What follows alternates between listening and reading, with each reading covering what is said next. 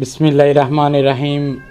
अस्सलामुअलैकुम नाज़रीन, आप देख रहे हैं हमारा यूट्यूब चैनल तिब्बे-अल-शिफ़ा टीवी।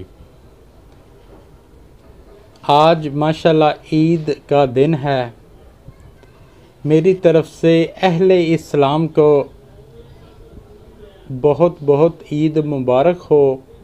तिब्बे-अल-शिफ़ा टीवी और ZK99 टीवी की तरफ से खसूस बिल खसूस माह रमज़ान में बेलौस खिदमत करने पर हर उस वालदा को, हर उस बीवी को, हर उस बहन को, हर उस बेटी को दिल की गहराइयों से शुक्रिया, जो सहरी और अफ्तारी के औकात में पूरे घराने की खिदमत करती रहीं।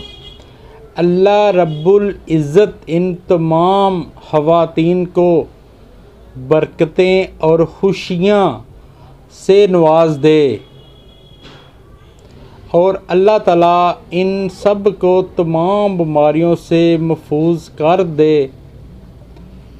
इनको और मेरे देश के तमाम परदेसी भाइयों को मेरी तरफ़ से बहुत बहुत ईद उल फ़ितर मुबारक हो।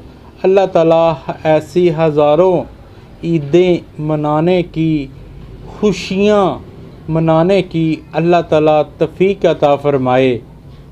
जी पहले भी अर्ज़ की है, मेरा वालिद साहब बीमार हैं, काफ़ी अलील हैं, उनको हार्ट का मसला है और दोनों टांगों का भी मसला है।